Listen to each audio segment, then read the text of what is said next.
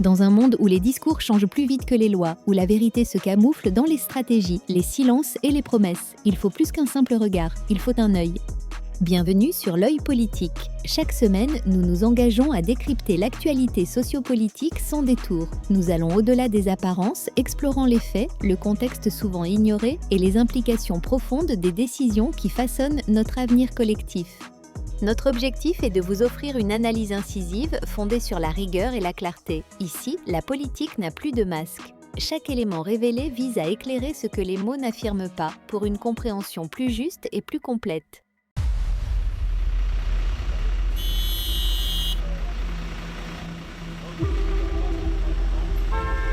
Tourne à droite là, je pense qu'il y a une voie ici.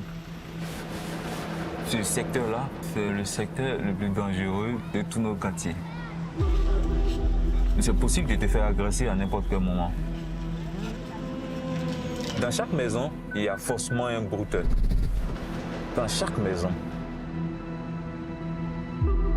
Moi, les brouteurs, je les connais à l'œil nu. Depuis qu'on circule là, je vois plusieurs brouteurs qu'on dépasse. Comment tu les reconnais? Il y a les styles vestimentaires, les manières de se comporter. Ils se croient supérieurs aux autres parce qu'ils peuvent tout acheter. Le broutage, c'est gagner la confiance, gagner l'amour et soutirer de l'argent. Moi, j'appelle ça la clé, le triangle de la clé du broutage. Gagner la confiance, gagner l'amour et soutirer de l'argent. Tu ciblais des gens de quelles origines? Tu parlais de l'Europe, le Canada aussi? Oui, bien sûr, le Canada. Pourquoi le Canada? Le Canada parce que c'est des gens qui payent facilement. Il y a une organisation au Québec. C'est une certitude. Mais pourquoi le Canada, c'est devenu une cible facile? Quand on est entre brouteurs et tu as un pote brouteur qui te dit « j'ai eu un client du Canada » et toi tu as un client français, tu es jaloux au fait. Parce que c'est compliqué avec le client français de soutirer de l'argent. Pourtant le client canadien, je ne sais pas ce qu'ils ont, mais j'ai comme l'impression que ce sont eux qui sont les plus faciles.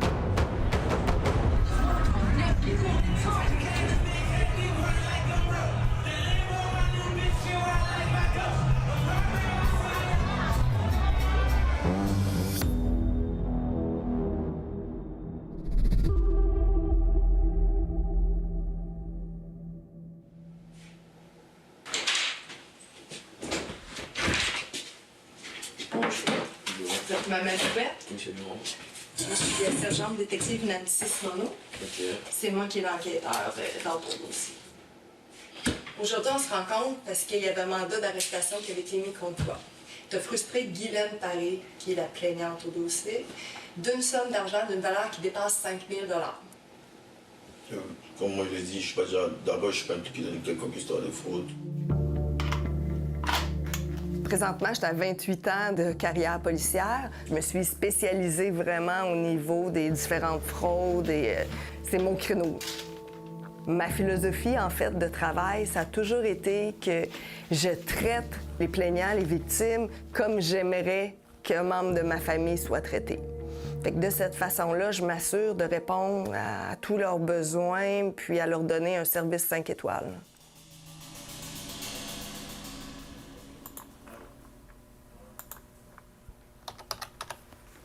Mon enquête a débuté par une dame qui a porté plainte pour une fraude amoureuse. Puis, cette dame-là a perdu 200 000 $ au total. Premièrement, comment ça fonctionne, c'est qu'ils l'ont approché sur Facebook. Fait qu'ils ont fait une demande d'amis. On se dirige présentement vers le domicile de Mme Guylaine Paré, qui est la victime de fraude amoureuse là, dont le suspect est Mamadou Berthe. Elle avait beaucoup de mal à se confier parce qu'au tout début, nos premières rencontres, elle était encore sous l'emprise des fraudeurs à ce moment-là. Fait que pour y aller tranquillement, prendre le temps de déconstruire petit à petit là, toute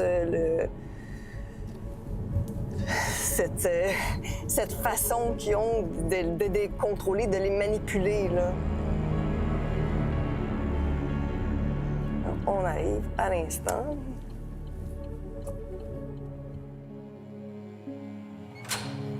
Allô, Nancy, comment ça va? Guylaine Paré a été victime d'un fléau devenu mondial, l'arnaque amoureuse en ligne. Entrez.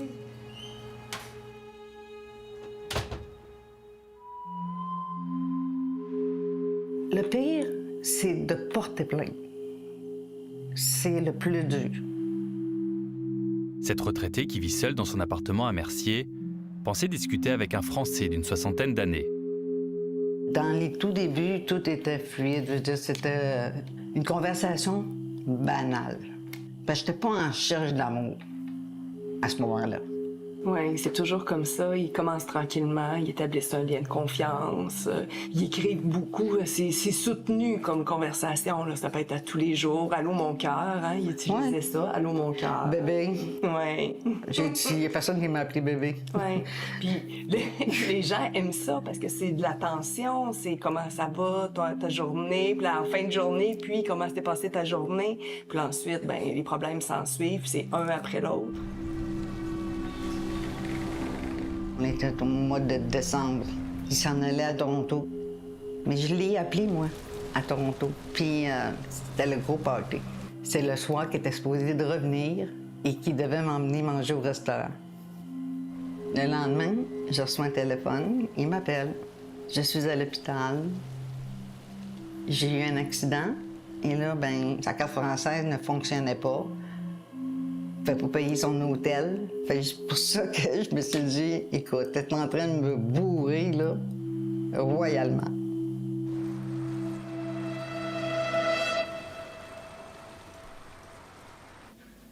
Qu'il soit au Québec ou à l'étranger, on voit une augmentation de la qualité puis du raffinement des méthodes. Ça, il n'y a aucune hésitation. Que ce soit au niveau des scénarios qui sont présentés, on va avoir beaucoup de preuves matérielles qui sont ajoutées, des rapports médicaux, des documents en apparence officielle, parfois des vrais documents, parfois des faux documents. Est-ce que ça veut dire que ces réseaux et ces criminels sont de plus en plus professionnels, pointus dans leur domaine? Certainement. Puis, quand on va parler de réseau, c'est vraiment le bon terme. Là où certaines fraudes pouvaient être menées par un individu, ce qu'on se rend compte, c'est que c'est probablement des groupes d'individus qui mènent ces fraudes-là. C'est le genre de choses qu'on va malheureusement rencontrer dans les fraudes qu'on va appeler haut de gamme, qui sont bien montées.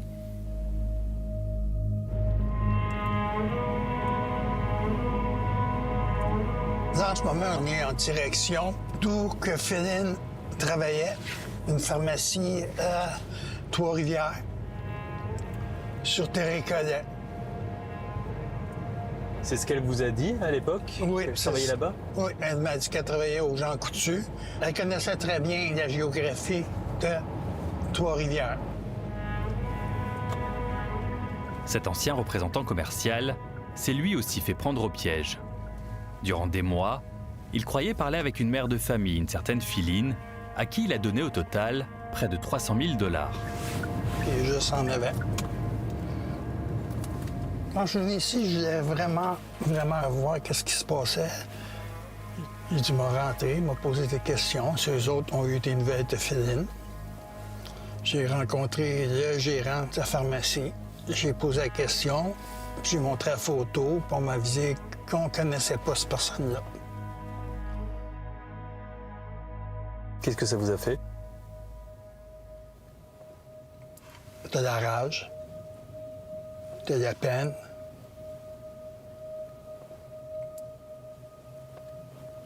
Un dégoût. T'as honte de toi-même quand même. Là, tu réalises que, oui, tu t'es fait arnaquer. À qui je parlais-tu vraiment à elle? Elle existe-tu vraiment? Ou je parlais à quelqu'un d'autre? En réalité, derrière les photos de Philine, c'est un réseau mené par cet homme, Aboubacar Diallo, un Ivoirien arrivé au Québec comme étudiant. C'est lui qui m'a fraudé. Ouh, il y en a de l'argent là-dedans. Il montre son trésor. Sur ces photos provenant de son dossier judiciaire, on le voit avec ses complices en train d'exhiber et compter l'argent volé à leurs victimes. On a aussi obtenu des centaines de conversations sans complexe, où ils s'organisent pour mettre en confiance ceux qu'ils appellent leurs clients. Yo, c'est comment le boss a dit quoi? C'est Boba. Celui qui répond à Diallo parle en ouchi, un dialecte ivoirien.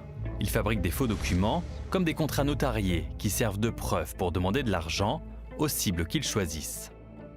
Maintenant, le testament, les titres fonciers, la signature du notaire, le nom du notaire dessus, la signature, le directeur de la banque aussi, tu vois. Dans ces conversations, on découvre également des tonnes d'autres victimes qui n'ont jamais porté plainte. Pour les appâter, ils leur font même livrer des fleurs et des cadeaux. Mais l'autre encore voit un petit nous ça donne sans affaire, tu vois, non? Et puis c'est qui peut écrire un message dessus pour l'autre. Il n'a qu'à dire juste genre, il tient à toi.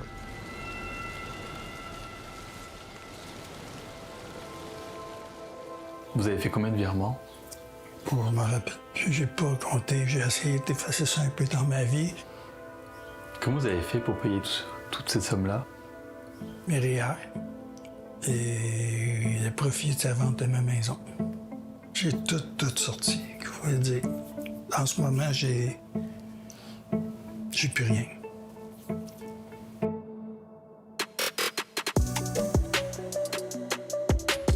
Bon, la soirée est finie. Là, il m'a profité dans l'hôtel qu'ils ont réservé pour moi. Fait comment? C'est ça, hein?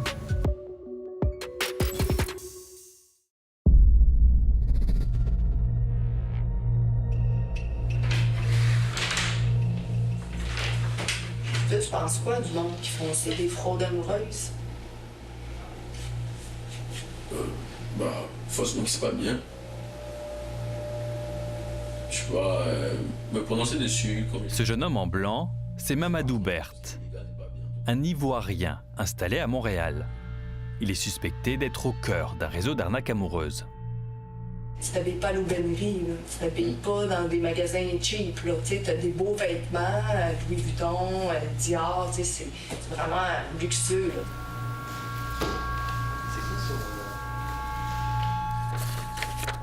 On le voit ici au volant d'une BMW, on le voit en voyage, oui, dans une piscine. Donc c'est quelqu'un qui avait une belle vie, oui, qui affichait son train de vie, mais qui officiellement n'avait aucun travail. Exactement. Donc d'où venait cet argent-là? Il n'était pas en mesure de me le dire.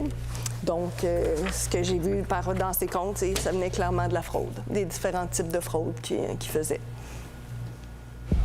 C'est plate, Mamadou, tu sais, que tu me dises, regarde, moi, je sais pas trop, là, l'argent, c'est que moi, je les rencontre, ces madames-là, puis ils sont détruites. Fait que c'est important aussi pour moi de te rencontrer aujourd'hui pour te dire ça, pour... tu sais, tu joues avec la vie des gens, finalement. Est-ce que vous avez une idée du montant total d'argent qu'il aurait pu frauder ou récupérer auprès de victimes au Québec?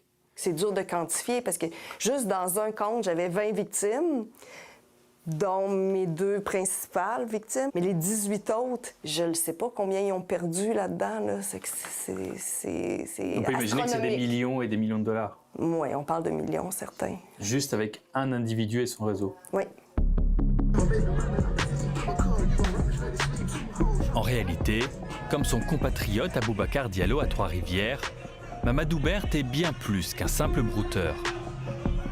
Lorsqu'on a perquisitionné le logement de M. Mamadou Berthe, on a trouvé différents documents avec des identités différentes, mais avec la photo de M. Berthe dessus. Chacune des identités ouvrait des comptes dans différentes institutions. Puis ensuite, l'argent se promenait dans des comptes. Fait que c'est comme une immense toile d'araignée.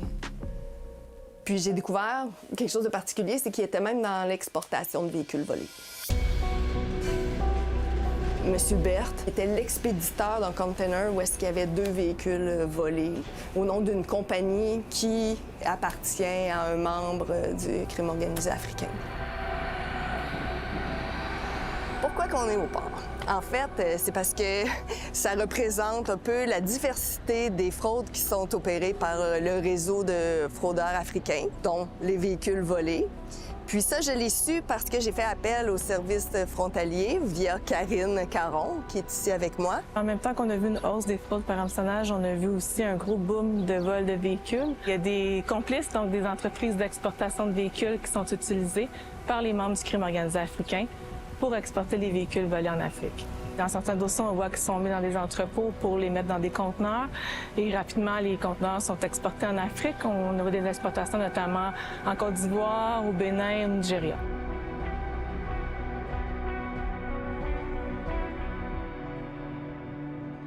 Cet analyste des services frontaliers a découvert que derrière ces dossiers d'arnaque amoureuse se cache en réalité un réseau aux activités beaucoup plus variées. De fil en aiguille, je me suis rendu compte que tous les dossiers étaient interreliés et qu'on était en présence d'une énorme organisation criminelle. C'est pas juste la fraude amoureuse, c'est pas juste la cybercriminalité. Il y a vraiment un gros volet de blanchiment d'argent, de vol de véhicules, de fraude d'identité. On voit aussi du trafic de stupéfiants. C'est pour ça aussi que nos homologues européens appellent cette organisation-là la mafia africaine. Et dans cette mafia, chacun a un rôle. Il y a les arnaqueurs de l'amour, comme Aboubacar Diallo et Mamadou Berthe. C'est eux qui vont créer de faux profils sur les réseaux sociaux. Il y en a d'autres qui vont fabriquer de faux documents et ouvrir des comptes bancaires. Et encore d'autres qui sont chargés de blanchir, de transférer une partie de leur argent et d'exporter des véhicules volés vers l'Afrique. L'un d'entre eux serait Guy Kwadjo Kwasi. Selon les services frontaliers, il est l'un des principaux relayeurs d'argent du crime organisé africain. On y va? On est donc allé voir M. Kwasi chez lui, dans la banlieue nord de Montréal. Monsieur Kwasi? Oui, bonjour. On travaille à Radio-Canada, on est journaliste. On nous a dit que vous étiez l'un des complices de Mamadou Berthe. Je n'ai pas grand-chose à dire dessus. Et vous, faites quoi comme travail? Moi, je suis un distributeur, je fais la distribution alimentaire. Alimentaire? Yeah. Parce que c'est indiqué dans les documents qu'on a que vous avez aidé Mamadou Berthe pour blanchir de l'argent. L'affaire en cours, je ne peux pas dire grand-chose dessus. D'accord. L'affaire est en cours? Ouais. Et vous n'avez pas été impliqué dans des vols de voitures? Non. Non? Ni dans le blanchiment d'argent?